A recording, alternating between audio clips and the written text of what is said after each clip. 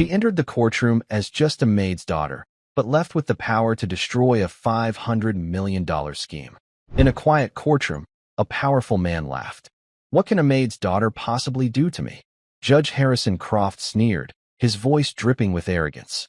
But that laugh, meant to belittle, would one day echo back as the first crack in his empire.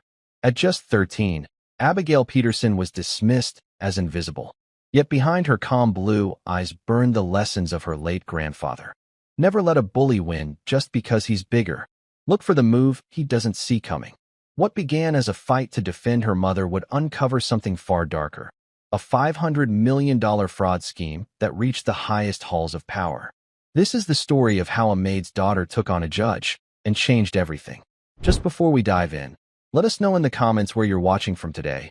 We love seeing how far these stories reach.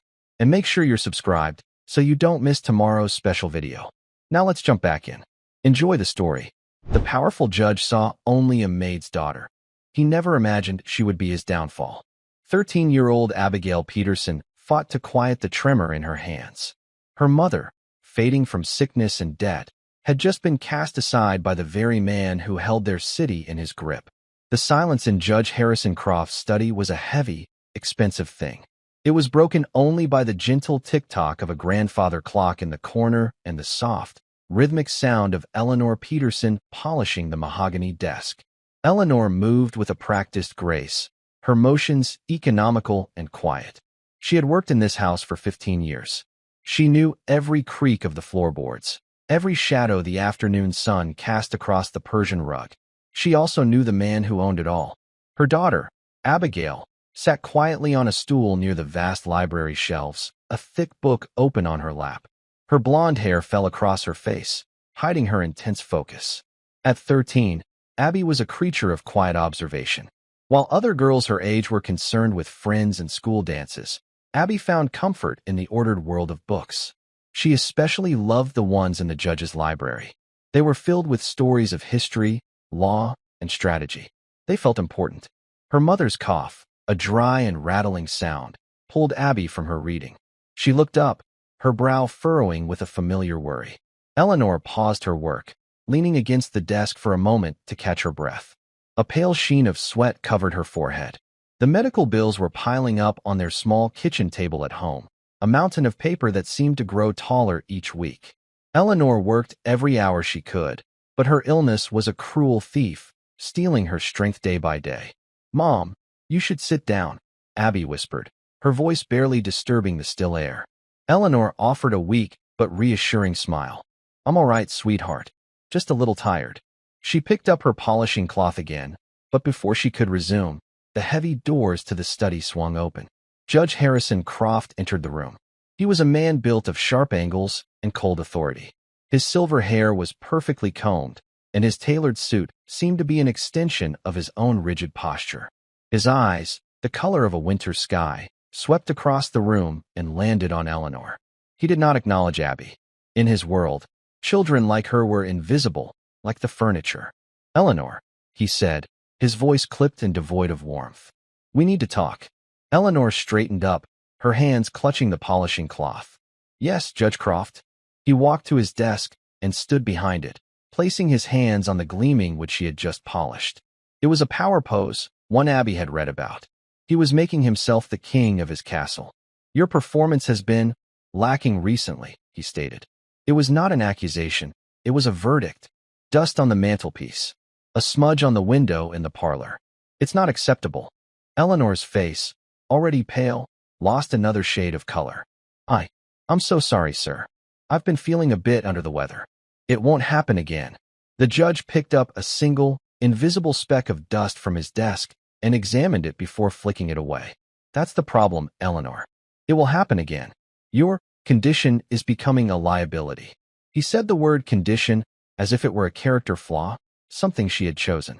Abby felt a cold knot tighten in her stomach. She closed her book, her knuckles white. She knew what was coming. "I'm afraid I have to let you go," the judge said. "Your services are no longer required." The words hung in the air, brutal and final. Eleanor swayed slightly, her hand flying to her mouth.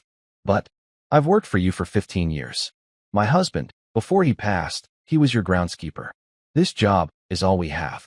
Business is business, Eleanor, the judge said, his tone suggesting the conversation was over. He opened a drawer and pulled out a small envelope. This will cover your last week. Please gather your things and see yourself out. Tears welled in Eleanor's eyes as she took the envelope. Her hand trembled. Please, Judge Croft. My medical bills. I don't know what we'll do. The judge finally glanced at Abby, his expression one of pure annoyance. That is not my concern. I am not a charity. He turned his back on them, a clear dismissal. Abby slid off the stool. Her heart hammered against her ribs, but her grandfather's voice echoed in her mind. Arthur Peterson had been a decorated war veteran, a man of quiet strength and unshakable principle. He had taught Abby how to play chess, how to see the whole board. Never let a bully win just because he's bigger, he used to say. Look for the move he doesn't see coming. She walked forward until she was standing beside her mother. Her voice, when she spoke, was steady and clear, cutting through the heavy silence. You can't do this, she said. Judge Croft turned slowly, an eyebrow raised in mild amusement. He looked down at the small, blonde-haired girl as if she were a curious insect. And who are you to tell me what I can and cannot do in my own home? You're firing her without cause, Abby said, her eyes locked on his. She had read the state labor laws in a book from this very library. She has a perfect record. You owe her severance pay, not just a week's wages. A low chuckle escaped the judge's lips. It was a dry, condescending sound. Is that so? A 13-year-old legal scholar in my study. How quaint. He leaned forward, his voice dropping to a low, intimidating growl. Take your mother and go. Do not make me call security. Eleanor tugged on Abby's arm. Abby, please, let's just go. But Abby didn't move. She held the powerful judge's gaze. This isn't over, she said, her voice filled with a conviction that was far older than her years. Judge Croft laughed again, a full, booming sound this time. He shook his head as if in disbelief. Oh, I assure you, he said, gesturing towards the door. It is. As they walked out of the grand house for the last time, the weight of the judge's laughter followed them. He saw a maid and her little girl, a problem easily discarded. He couldn't see the mind working behind Abby's determined blue eyes. He couldn't see the memory of a soldier who taught his granddaughter to fight. And he certainly couldn't see the chain of events he had just set in motion, a chain that would unravel his entire world. The battle had just begun. Back in their small, two-bedroom apartment, the reality of their situation sank in. The air, usually filled with the scent of Eleanor's gentle cooking, was thick with despair. The envelope from the judge sat on the table, a stark white reminder of their humiliation. It contained less than $400. Their rent was due in 2 weeks. A new pile of medical bills had arrived in the mail, demanding payment for treatments that were barely keeping Eleanor on her feet. Eleanor sat at the kitchen table, her head in her hands. She wasn't crying, which was somehow worse.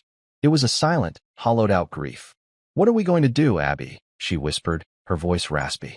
No one will hire me when they see how sick I am. Abby stood beside her, placing a small hand on her mother's shoulder. She felt a surge of fierce, protective love. Her mother had always been the strong one, the one who worked her fingers to the bone to provide for them after her husband died.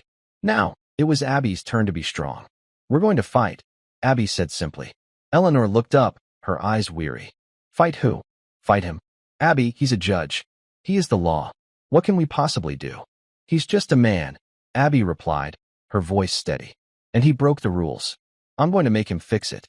Over the next few days, Abby became a whirlwind of focused energy.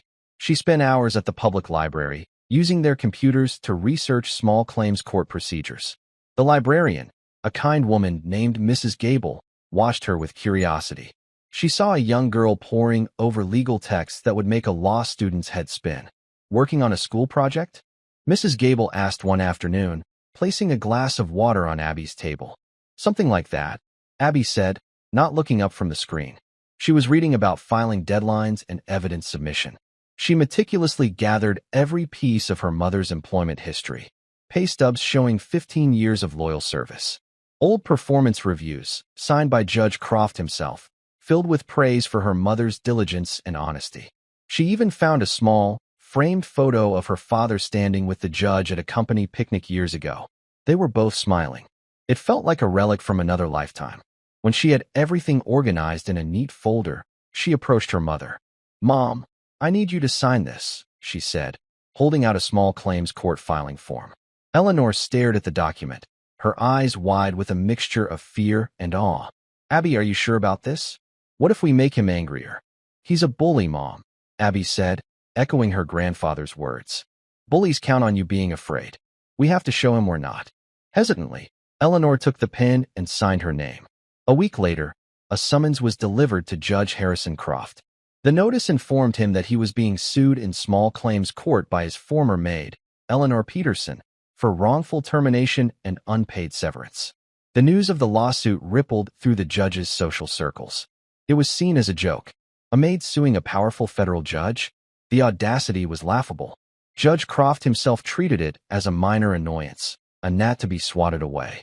He hired a lawyer, a slick man named Mr. Davies, to handle the matter. The judge didn't even plan to show up. It was beneath him. The day of the hearing arrived. The small claims courtroom was a bland, impersonal room with beige walls and worn-out wooden benches. It smelled faintly of stale coffee and anxiety. Eleanor sat beside Abby at the plaintiff's table. She wore her best church dress and clutched her purse so tightly her knuckles were white. She looked small and fragile under the fluorescent lights. Abby, on the other hand, was a picture of calm focus. She wore a simple blue dress and had her blonde hair pulled back in a neat ponytail. She had her folder of documents laid out perfectly in front of her. She looked like a child playing dress-up, but her eyes held the seriousness of a seasoned attorney. The defendant's table was occupied by Mr. Davies. He was a man who oozed smug confidence. He kept looking over at Abby and smirking, shaking his head slightly, as if he couldn't believe the absurdity of it all. The presiding judge entered. He was an older man named Judge Miles Thompson. He looked tired but fair. He read the case file and then looked over his glasses at the two tables. "Case number 34B, Peterson versus Croft," he announced. "Is the plaintiff, Eleanor Peterson, present?" Eleanor stood up on shaky legs. "Yes, Your Honor." "And is the defendant, Harrison Croft, present?" Mr. Davies stood. "Your Honor, I am Marcus Davies, representing Judge Croft. My client had a pressing judicial matter and was unable to attend." Judge Thompson frowned, clearly unimpressed. "I see. And who will be speaking for the plaintiff?" Abby stood up. "I will, Your Honor." A ripple of murmurs went through the small gallery of onlookers. Mr. Davies let out a short, disbelieving laugh. Judge Thompson peered at Abby. "And you are?" "I am Abigail Peterson, Your Honor. I am the plaintiff's daughter." The judge leaned forward, his expression a mixture of confusion and impatience. "Young lady, this is a court of law, not a school play. You cannot represent your mother. You're a child." "With all due respect, Your Honor," Abby said, her voice clear and strong.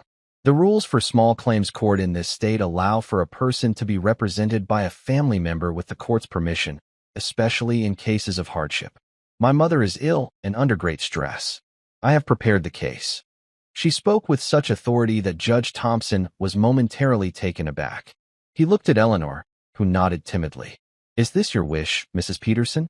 "Yes, Your Honor," Eleanor whispered. The judge sighed, rubbing his temples. "This is highly irregular, but I will allow it for now. Proceed, Miss Peterson.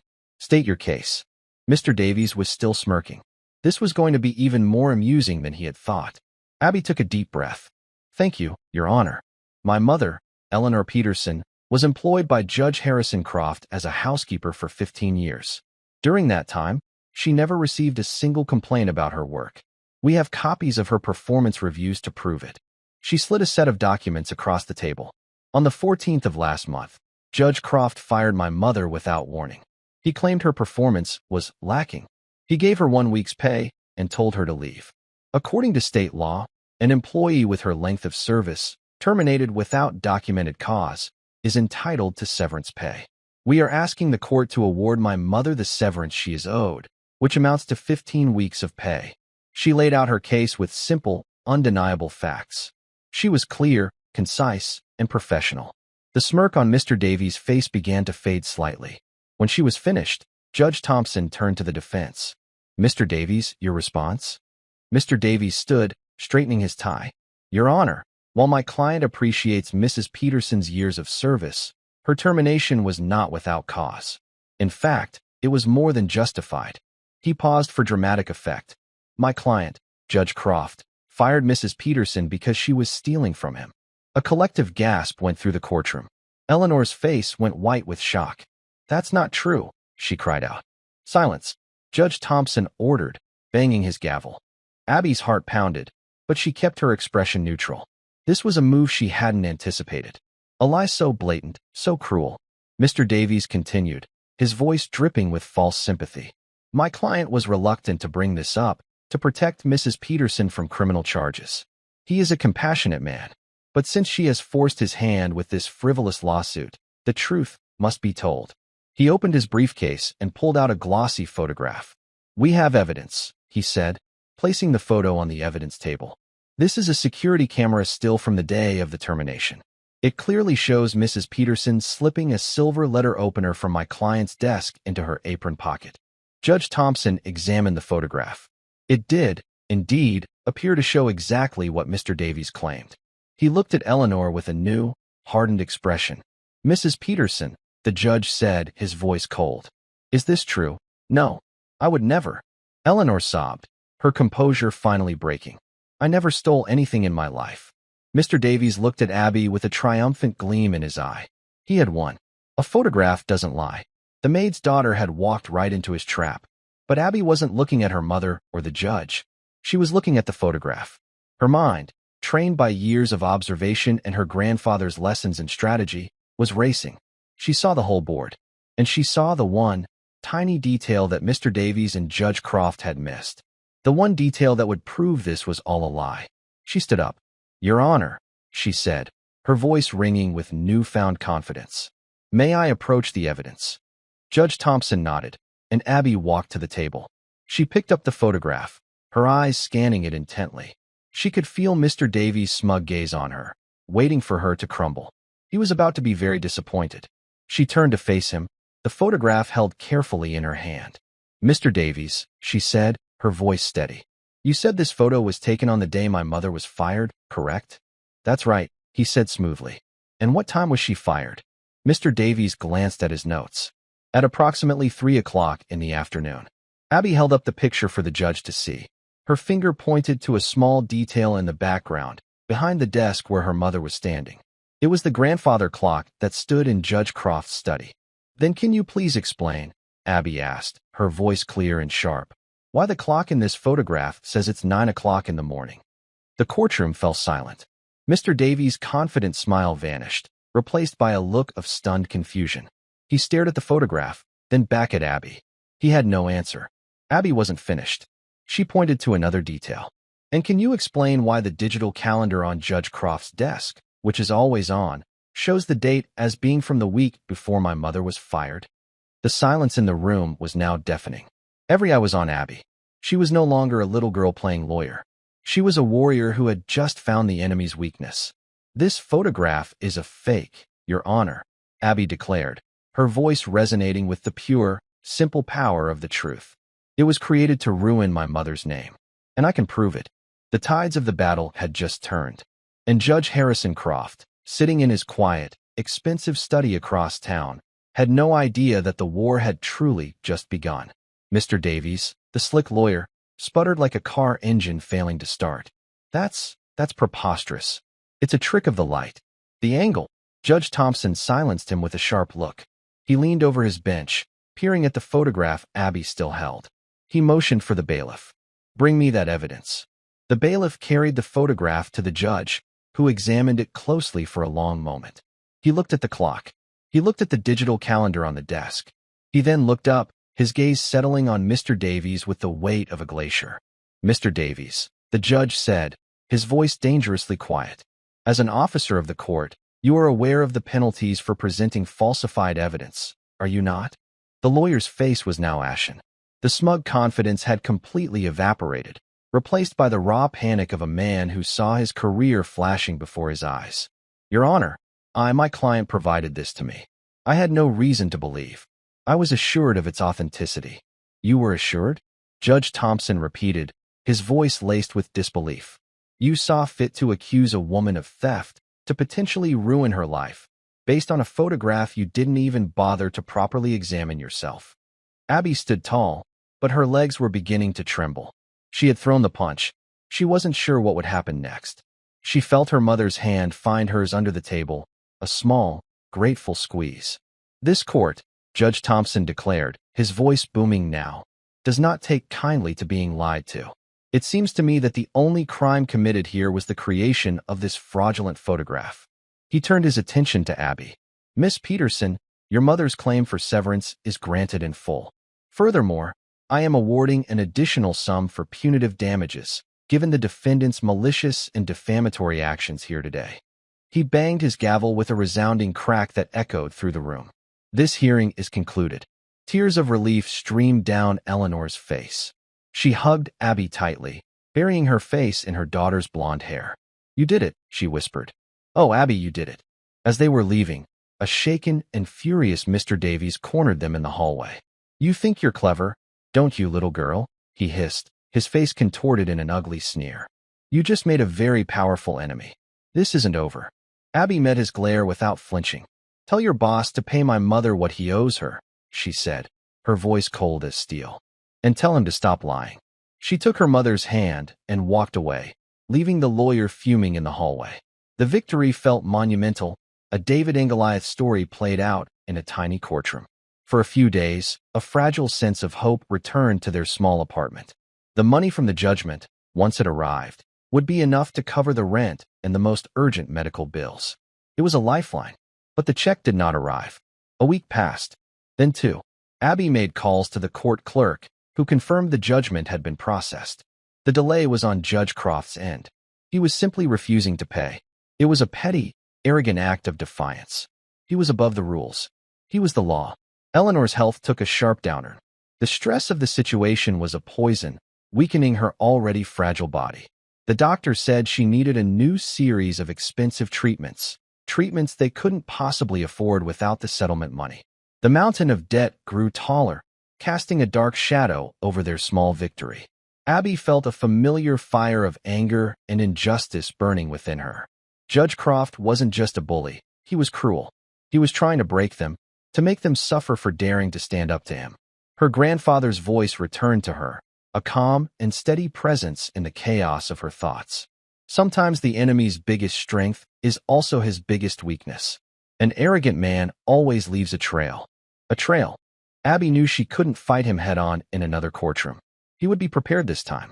He would use his power and influence to crush them. She had to find another way. She had to find his trail. Her mind went back to the judge's study. The vast library, the mahogany desk, the grandfather clock. She had spent countless hours in that room, waiting for her mother to finish her work. She knew its layout, its contents. Her mind, a sponge for details, began to sift through the memories. She remembered the judge's meticulous nature. He kept records of everything. His financial ledgers, bound in dark green leather, were kept on a specific shelf, right next to the antique globe. He had always been very secretive about those books. Once, when Abby had reached for one out of curiosity, he had snapped at her with a ferocity that was startling.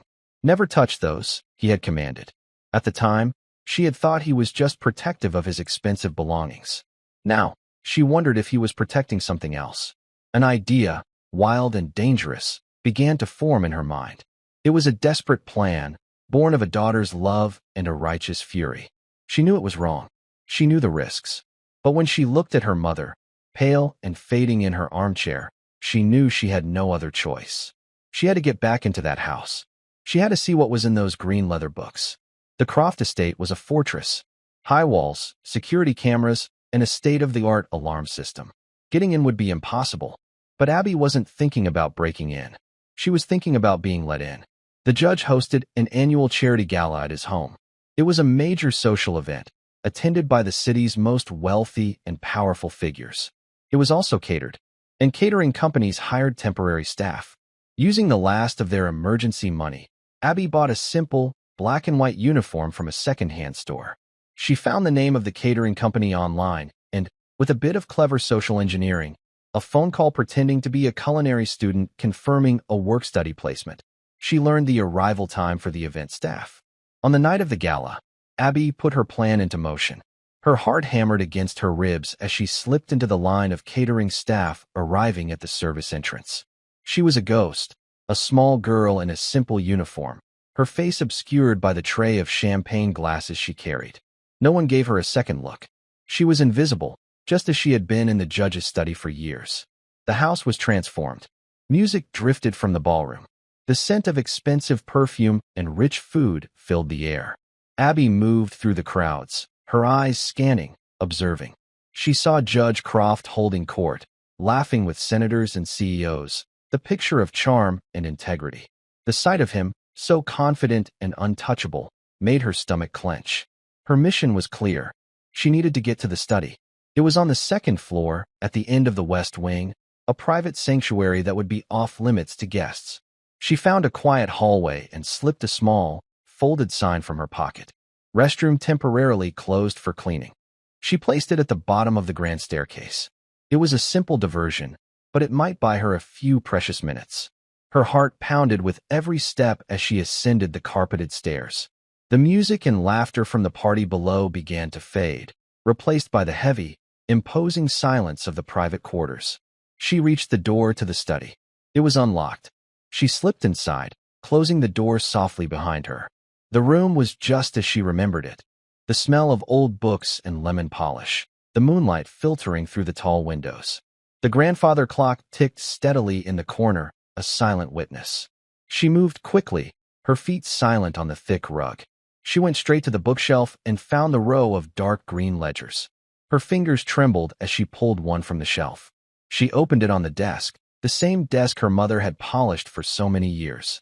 The pages were filled with columns of numbers and names. At first, it looked like a simple record of investments and expenses. But Abby saw something else. She saw patterns. Names of shell corporations she recognized from her research at the library. Large, repeated payments to offshore accounts. Transfers of funds between seemingly unrelated entities. It was a complex web of transactions, designed to be confusing, to hide the truth. But Abby saw more than just numbers. She saw names. The names of construction companies that won city contracts. The names of other judges. The names of politicians. And next to their names, there were figures. Huge sums of money. It wasn't just a financial ledger. It was a record of bribery. A blueprint of corruption on a massive scale. Her breath caught in her throat. This was bigger than she could have ever imagined. It wasn't just about her mother's job. It was a citywide conspiracy, a fraud scheme worth hundreds of millions of dollars. And Judge Harrison Croft was at the very center of it all. She knew she couldn't take the ledger with her. That would be theft. That would make her a criminal. Her grandfather had taught her to be smarter than that. The best weapon is the one your enemy gives you. Her eyes darted around the room and landed on the judge's high-tech scanner and printer, the one he used for his legal documents. She worked quickly, her hands flying across the buttons. She scanned page after page, her heart pounding in her ears. The machine whirred softly, a sound that seemed as loud as a gunshot in the silent room. She saved the digital files to a tiny, encrypted flash drive she had brought with her, a piece of technology she had learned about from a book on modern espionage. Just as the last page was scanning, she heard footsteps in the hallway. Panic seized her. She quickly closed the ledger, slid it back into its exact spot on the shelf, and grabbed the flash drive. The doorknob began to turn. There was nowhere to hide. The room was vast, with little furniture to conceal even a small girl. She did the only thing she could think of. She dove behind the heavy velvet curtains that flanked the large window, pressing herself flat against the cold glass. The door opened, and Judge Croft walked in. He was not alone. With him was another man, a man whose face Abby recognized from the news. It was Senator Thompson, a man who preached about family values and fiscal responsibility. "I'm telling you, Harrison, the investigation is getting too close," the senator said, his voice a low, worried murmur. "This reporter, this Miller woman, she's been digging into the public works contracts. She's asking questions about the bidding process." Judge Croft walked to his desk and poured 2 glasses of brandy. He handed one to the senator. "Let her dig," the judge said, his voice calm and arrogant. "The paper trail is a labyrinth. No one can make sense of it. The ledgers are a masterpiece of misdirection." He took a sip of his brandy. "Besides, who is a jury going to believe? A respected federal judge and a sitting senator, or some muckraking journalist? The senator still looked nervous. What about the maid? The one who sued you? What if she talks? What if she saw something over the years? Judge Croft let out that same dismissive laugh that Abby remembered from the day he fired her mother. The maid? She saw nothing. She was just part of the furniture. And even if she did, who would listen to her? She's a sick, desperate woman. Her daughter is a delinquent who forged evidence in a courtroom. I've already had my legal team file a motion to appeal that ridiculous judgment and press charges against the girl for perjury. By the time I'm done with them, they'll have no credibility left. Behind the curtain, Abby's blood ran cold. He wasn't just refusing to pay. He was planning to destroy them. To paint her as a criminal, to discredit her, to protect himself.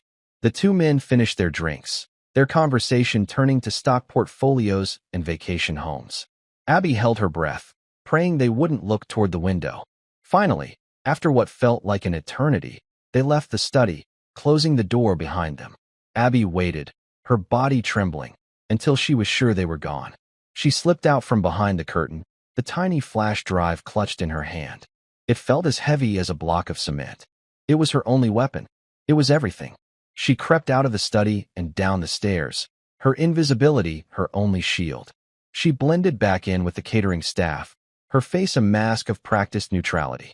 She walked out of the service entrance and into the cool night air, never looking back. She had the evidence. She had the truth.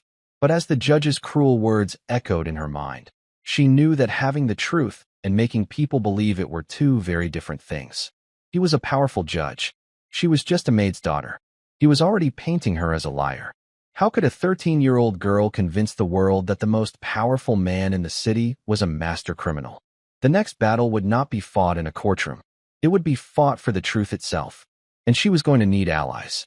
She walked home through the sleeping city, the adrenaline from her infiltration slowly giving way to a bone-deep weariness and a chilling fear. The judge's words echoed in her mind. Her daughter is a delinquent. I've already had my legal team file a motion to press charges against the girl for perjury. He wasn't just going to fight her. He was going to erase her. He was going to turn her into a criminal in the eyes of the law, making anything she said, any evidence she presented, worthless. She knew she couldn't go to the police. The ledgers had implicated dozens of powerful people, including police officials and prosecutors. The system wasn't just broken, it was owned. Handing the flash drive over to the authorities would be like handing a weapon back to her enemy. There was only one name that offered a sliver of hope. Miller. The reporter the senator was so afraid of. This reporter, this Miller woman, she's been digging, he'd said. Miller was already on the trail. She just didn't have the map. Abby had the map. The next morning, Abby found her at the public library. Not in person, but in the digital archives. Her name was Rachel Miller, an investigative journalist for the city's largest independent newspaper, the Clarion. She had a reputation for being relentless, a bulldog who sank her teeth into stories of public corruption and never let go. She had brought down a city councilman for taking kickbacks and exposed a corporate polluter who was poisoning a local river. She was exactly the ally Abby needed. Finding her was one thing. Reaching her was another. Abby couldn't just walk into the Clarion offices. Judge Croft would have people watching, listening. Her grandfather had told her stories from the war, stories about codes and dead drops, about how to pass information securely when the enemy was everywhere. She would have to be just as careful. She created an anonymous email account at the library, using a public computer and a series of proxy servers to mask her location, a technique she'd learned from one of the judge's own books on cybersecurity. She composed a short, cryptic message to Rachel Miller's publicly listed email address. Subject: a map for your journey. Message: you are digging for treasure, but you are in the wrong part of the forest. The real treasure is buried much deeper, at the foot of the oldest tree. I can give you the map. If you want it, place a small ad in the classifieds of your own paper. The ad should be for a lost golden locket, sentimental value. List a phone number for a disposable burner phone. I will call it on Tuesday at 3 p.m. Come alone. She hit send, her finger hovering over the mouse for a moment. This was it. She was stepping out of the shadows. The risk was immense. What if Miller was also corrupt? What if she turned the information over to the judge? It was a leap of faith, a bet placed on the integrity of a stranger. For 2 days, Abby lived in a state of suspended anxiety. She checked the online edition of the Clarion every hour. Her mother, Eleanor, saw the change in her. Abby was quiet, withdrawn, the weight of her secret a visible burden on her small shoulders. "Abby, what's wrong?" Eleanor asked, her voice filled with concern. "You've barely eaten. Is this about the judge? About the money?" Abby wanted to tell her everything, to unburden herself of the terrifying knowledge she carried. But she couldn't. Her mother was already so fragile. This would break her. So Abby just shook her head and forced a smile. "I'm just thinking, Mom. I'm working on a new plan." On Sunday morning, it appeared, tucked away in the classifieds, between an ad for a used lawnmower and another for a lost parrot, was a small, two-line notice. "Lost golden locket, sentimental value. If found, please call 555-0182. Abby's heart leaped. Rachel Miller had gotten the message. The meeting was on. The next 2 days were the longest of Abby's life. She bought a cheap burner phone with the last of her cash. She scouted locations, finally settling on a busy public park. There would be people everywhere, witnesses. It was safer than a secluded spot. Her grandfather had taught her that, too. Never meet an unknown contact in a place they choose. Always control the environment. On Tuesday, at exactly 2:55 p.m., Abby sat on a bench overlooking a duck pond, the burner phone clutched in her sweaty palm. She was wearing a hoodie and a baseball cap, trying to look as inconspicuous as possible. She saw a woman walk into the park, talking on her phone. The woman had reddish-brown hair tied in a messy bun and wore a rumpled trench coat. She looked tired, stressed, and exactly like the pictures Abby had seen online. It was Rachel Miller. At 3 p.m. on the dot, Abby dialed the number. Rachel stopped walking, her conversation ending abruptly. She answered the call. "Hello. You're wearing a green scarf," Abby said, her voice disguised, lower than her natural pitch. "You're standing near the hot dog vendor." On the other end of the line, Rachel's eyes scanned the park. "Who is this?" "I have the map you're looking for," Abby said. "It proves everything. The public works contracts, the bribery, all of it. It all leads back to Judge Harrison Croft." There was a sharp intake of breath on the other end. "How do I know this isn't a trap?" "You don't," Abby admitted. "But the senator you've been investigating is scared of what I have. And so is the judge. That should be enough. Where do you want to meet?" Rachel asked, her voice now sharp with professional focus. "We are meeting," Abby said. "I'm watching you right now, but we're not going to talk face-to-face. It's too dangerous. Go to the public library. In the nonfiction section, aisle 7B, there's a large book on the history of the Roman Empire. The flash drive is inside it. It's encrypted. The password is the last name of the man who prosecuted the Nuremberg trials. It was a test. A real investigative journalist would know the name." There was a pause. Then, Rachel said, "Robert Jackson."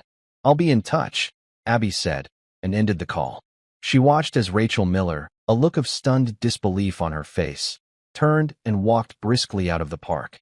Abby waited for a full 10 minutes, making sure she wasn't being followed, before she slipped away, a ghost in the afternoon crowd. The next 24 hours were a blur of nervous anticipation. Abby stayed home, watching the news, refreshing the Clarion's website, waiting for the earthquake. Eleanor's condition worsened. A new notice arrived from their landlord, a formal warning of eviction. The judge was tightening his grip, squeezing them from all sides. Then, on Thursday morning, the story broke. The headline on the front page of the Clarion was explosive, printed in the largest font Abby had ever seen. Judge, Senator implicated in $500 million citywide fraud scheme. Rachel Miller's article was a masterpiece of investigative journalism. It laid out the entire conspiracy in painstaking detail, supported by scanned copies of the ledger pages Abby had provided. The story was instantly picked up by national news outlets. The city was thrown into chaos. The FBI announced a federal investigation. Senator Thompson's office issued a frantic denial. Judge Croft's chambers were silent. Abby and Eleanor watched the news reports on their small television, their faces illuminated by the flickering screen. Eleanor looked at her daughter, her eyes filled with a dawning understanding. "Abby," she whispered, her voice trembling. "The things they're saying, the ledgers, was that you?" Abby simply nodded, the tears she had been holding back for weeks finally spilling over. Eleanor pulled her into a fierce hug, a hug that was filled with terror and an overwhelming pride. "My brave girl," she cried softly. "My brave, brave girl."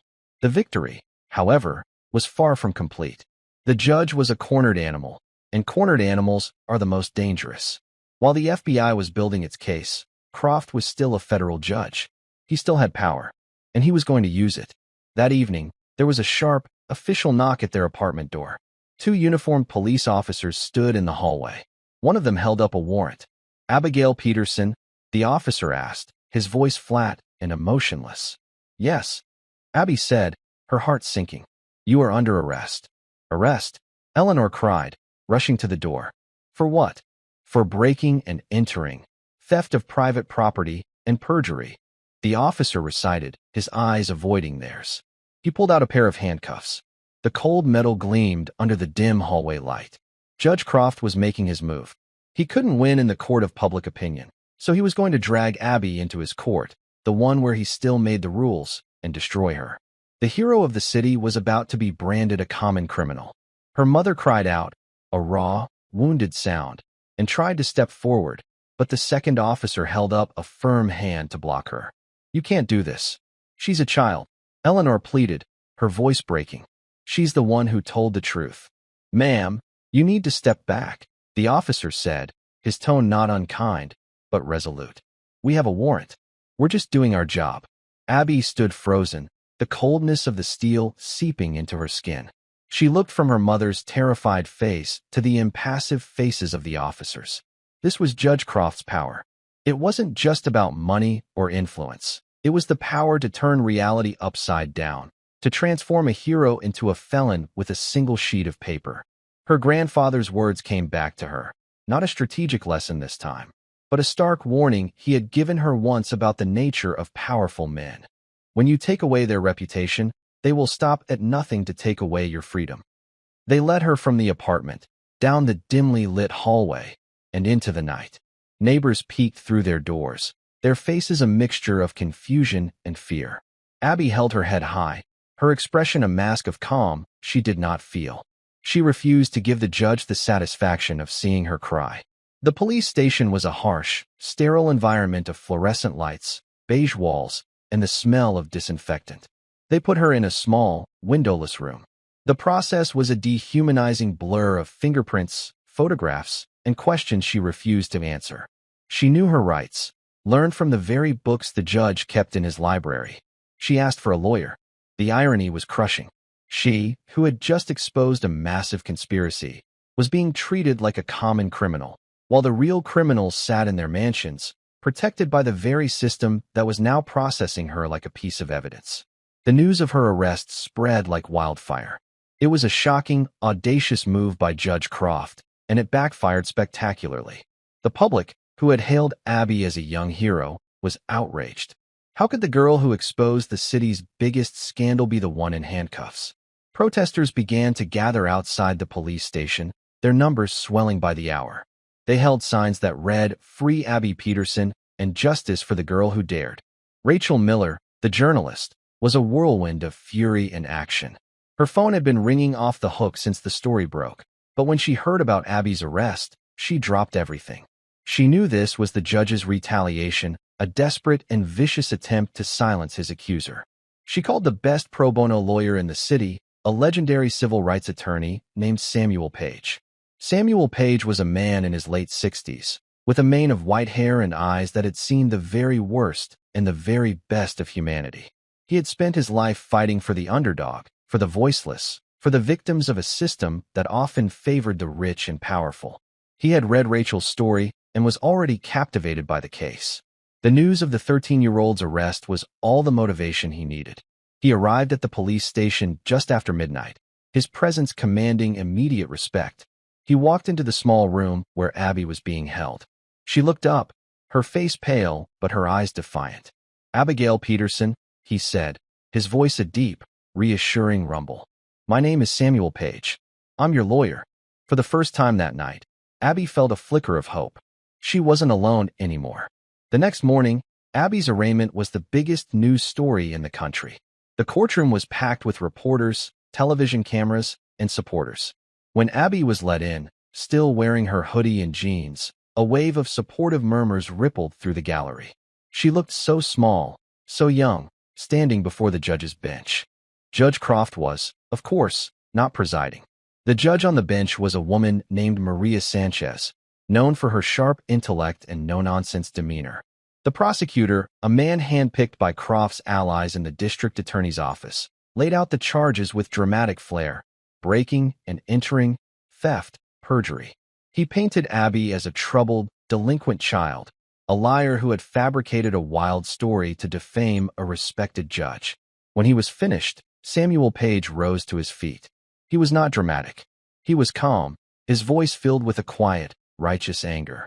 "Your Honor," he began, "what the prosecution has just described is not a series of crimes. It is a work of fiction, a desperate and malicious narrative crafted by a guilty man, Harrison Croft, to intimidate a witness in a federal investigation." He looked directly at the prosecutor. "The prosecution speaks of breaking and entering. Yet, the scene of the crime is a place my client knew intimately, a place where her mother worked for 15 years. He speaks of theft. Yet, nothing was stolen. The information on that flash drive was copied, not taken. It was evidence of a massive criminal conspiracy. Evidence, I might add, that the FBI is now using to bring down some of the most powerful men in this city." He paused, letting his words sink in. "And he speaks of perjury. The charge is that this 13-year-old girl lied in small claims court about a photograph. A photograph that was proven, in that very court, to be a fabrication. The only perjury committed in relation to this case was by Harrison Croft's legal team when they submitted that fraudulent evidence." He then turned to Judge Sanchez. "Your Honor, the person who should be in this courtroom, in handcuffs, is Harrison Croft. Instead, he has used his dwindling power to manipulate the justice system to persecute a child whose only crime was telling the truth. We plead not guilty to all charges, and we ask that my client be released on her own recognizance immediately." The courtroom was silent, captivated. Judge Sanchez looked down at Abby, then at the mountain of paperwork before her. She was a smart woman. She could see what was happening. She knew this case was a political hot potato, a battle between a crumbling old guard and the forces of justice. "Bail is set at $1, Judge Sanchez declared, her voice firm. It was a symbolic gesture, a slap in the face to the prosecution and to Judge Croft. "And I am issuing a gag order on all parties, including Harrison Croft. This case will be tried in a court of law, not in the media." The release was a victory, but the war was far from over. Abby was free, but the charges still stood. Judge Croft's strategy was clear. He would use the legal system to bleed them dry, to bury them in motions and hearings, to drag the process out for months, even years. He knew that justice delayed is often justice denied. In the weeks that followed, life for Abby and Eleanor was a strange paradox. They were at the center of a national media storm, their faces on every news channel. Donations poured in from supporters across the country. A fund managed by Rachel Miller and Samuel Page to help with their living expenses and Eleanor's medical bills. For the first time, Eleanor was able to see the best doctors, to get the treatments she so desperately needed. The lifeline they had prayed for had finally arrived, a gift from thousands of strangers who believed in her daughter. But the threat of the trial loomed over them. Abby met with Samuel Page regularly, preparing for the fight of her life. The legal strategy Croft was using was insidious. He wasn't trying to disprove the fraud. He was focusing entirely on Abby's actions. The core of his case was simple. No matter how noble her intentions, she had broken the law to get the evidence. The fruit of the poisonous tree. If he could get the ledger scans thrown out, the FBI's case against him would be weakened, and his own charges against Abby would stick. He was trying to use the letter of the law to suffocate the spirit of the law. Abby felt the weight of it all. She was just a girl who loved books and her mother. Now, the fate of the city, and her own freedom, rested on her shoulders. She spent her days with Samuel, going over every detail, every memory of her time in the Croft house. He was impressed by her intelligence and her incredible memory. "You have what lawyers call a total recall, Abby," he said one afternoon, a look of admiration in his eyes. "You see things other people miss." It was during one of these sessions that Abby remembered something small, something that seemed insignificant at the time. It was a conversation she had overheard weeks before her mother was fired. Judge Croft was in his study, on a heated phone call. He was yelling, something he rarely did. "The transfer has to be untraceable," he had shouted into the phone. "Use the Veterans Fund. No one ever looks at the accounts for the Veterans Fund. It's a black hole." Abby hadn't thought much of it then.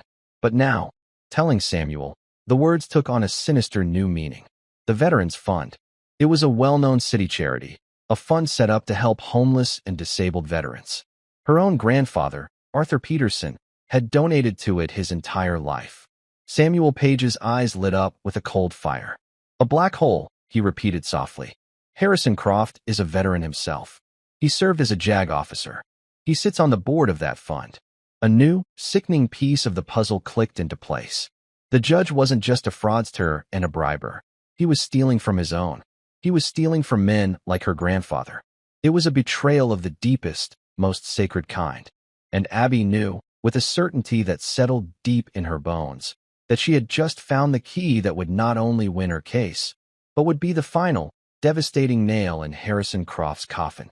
The discovery of the Veterans Fund was more than a new piece of evidence. It was a moral thunderbolt. Samuel Page and Rachel Miller knew its power instantly. This wasn't a complex financial crime anymore.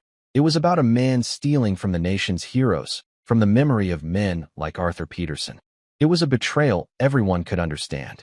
Rachel Miller's next headline for the Clarion was devastating.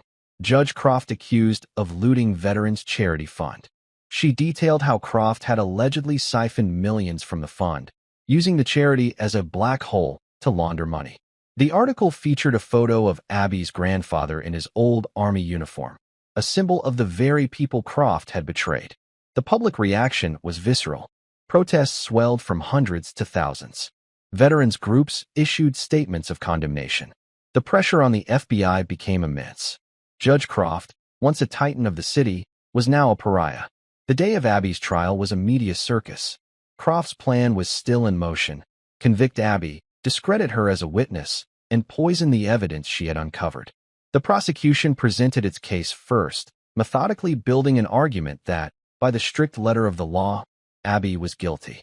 They rested on a simple, cold legal principle: the ends do not justify the means. Then, Samuel Page rose. The defense calls Abigail Peterson to the stand. A hush fell as Abby walked to the witness stand. She looked small in the large wooden chair as she took the oath, her voice clear and steady. Samuel began gently, asking about her mother and grandfather, painting a picture not of criminal intent, but of a daughter's desperate love. "Abby," he asked, "why did you go back to Judge Croft's house that night?" Abby looked at the jury. "Because he was trying to destroy my mother," she said.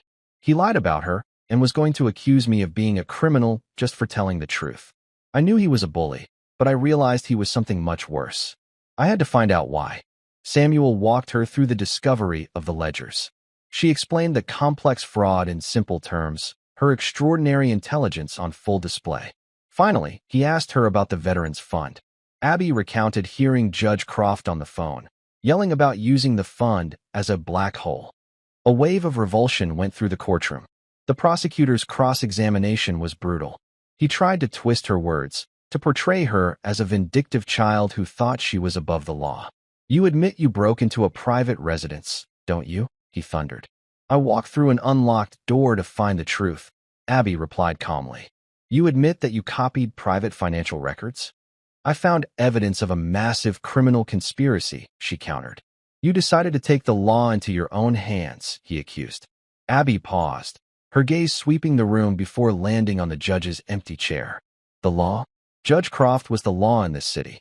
He used it as a shield to protect himself and as a weapon to hurt people like my mother. I didn't take the law into my own hands. I brought the evidence to the people who could actually bring him to justice.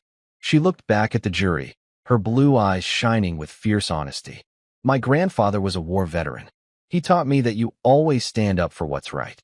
Judge Croft, a man who swore an oath to uphold the law, was stealing from men like my grandfather. He was stealing from heroes. "If finding the proof of that is a crime," she said, her voice dropping to a powerful whisper, "then I am guilty." The courtroom was utterly still. In that moment, she was not a child or a defendant. She was the conscience of the city. Samuel Page's closing argument was brief.